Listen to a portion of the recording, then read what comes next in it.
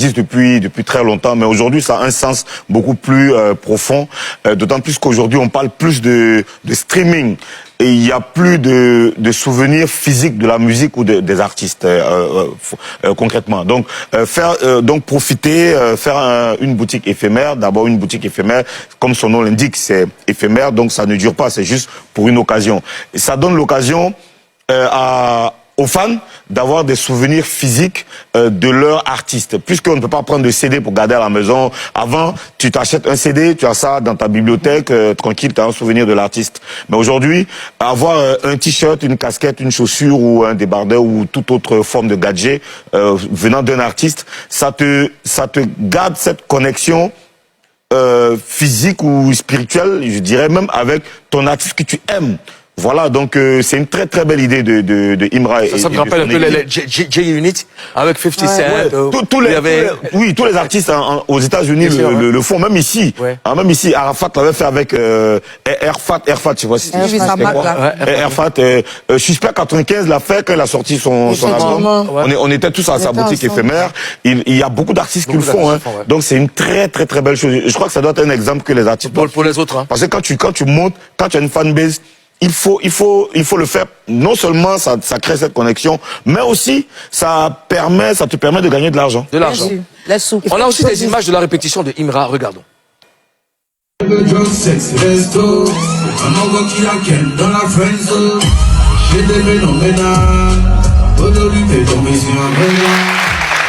Alors, au-delà de Imra, quel message ce concert renvoie?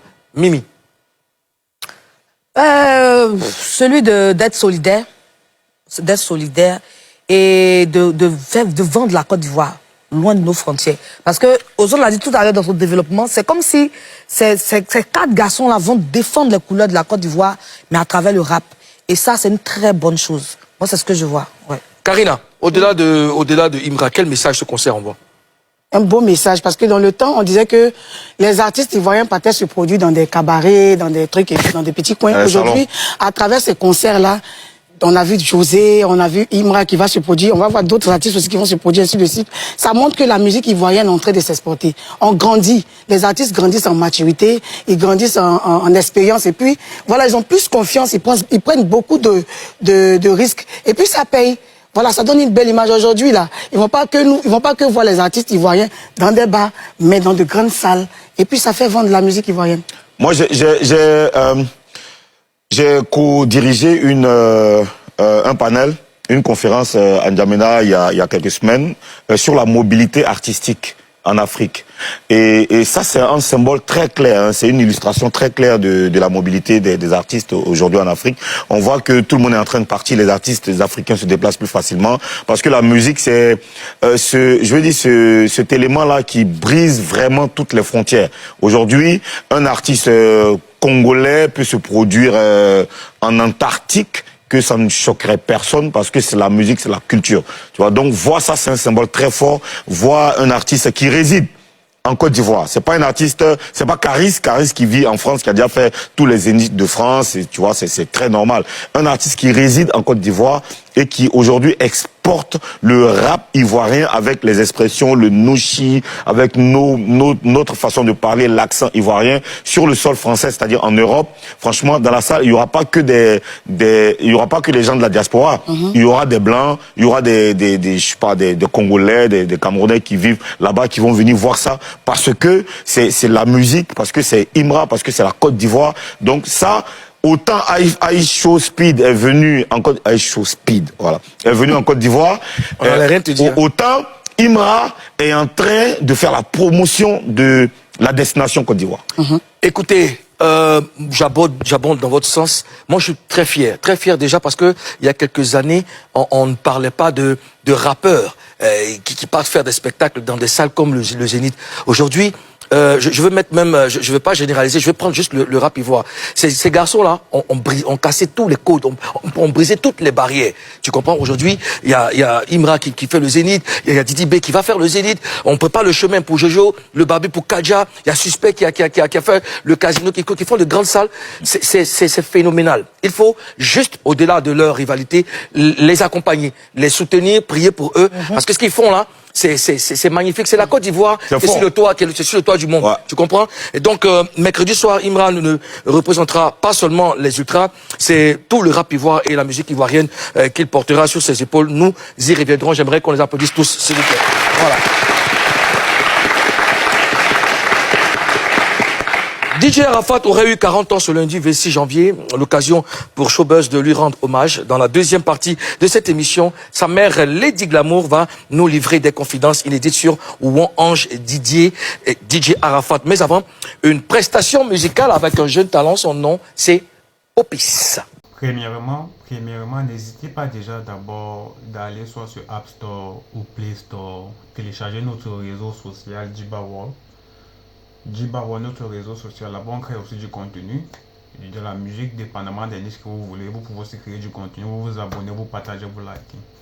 Alors, la chaîne NC ici là, vous êtes souvent comme ça là. Quand ça vous tente, vous descendez Imra. Quand ça ne vous tente pas, vous faites comme si vous êtes avec Imra. Mais il faut déjà comprendre que pour une fois je me mets un peu de votre côté, je vous comprends. Parce que quand il s'agit déjà de traverser l'extérieur du pays et de représenter son pays à l'extérieur, même que ce soit dans un autre pays, bien qu'à l'extérieur du continent, il faut d'abord soutenir l'artiste. Au-delà des clashs qu'il y a entre DJB et Imra, quand c'est à l'extérieur du continent, il faut d'abord soutenir l'artiste. Même s'il a été choisi, il faut d'abord soutenir l'artiste. Moi, je vois que le linge sale, c'est là en famille. C'est qu'à l'intérieur, maintenant que vous pouvez recommencer vos marouilles que vous faites souvent là. Parce qu'on sait, j'ai vu, on a tous vu sur les réseaux sociaux vos multiples sorties, vos multiples arguments, que ce soit arguments, vos propos, dépendamment des Imra par rapport à son rap, le fait qu'il est insolent. On a vu les propos par rapport à Mewe, les propos du fait que DJB écrase et tout. On a tous vu ça. On a tous vu ça. Et Imra vous a répondu clairement. Quand ça serait à son tour, quand ça serait son niveau, son tour, autant pour moi, chacun a son temps. Quand ça sera son temps, pour lui, ça serait la dictature. Et si vous voulez bien voir, depuis là, il n'est pas plus sur votre chaîne. Parce qu'il sait ce qu'il a vécu là-bas. Il sait la mauvaise énergie qu'il a récupérée là-bas. Et de ne plus passer là-bas jusqu'à présent. La chaîne NCI là. Genre, moi je suis d'accord que d'abord, si ça traverse l'extérieur du continent, l'extérieur du pays, oui, vous devez soutenir l'artiste. Ça ne passe pas par deux chemins. Vous devez soutenir l'artiste. Au moins, si vous l'acceptez. Mais est-ce que les membres de la conspiration vont alors voir ça comme ça là?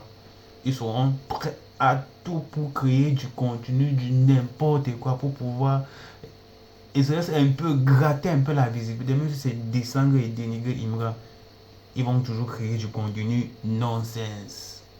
Ouais. Vous voyez que c'est que le monsieur a dit là. Vous voyez que c'est vrai, non?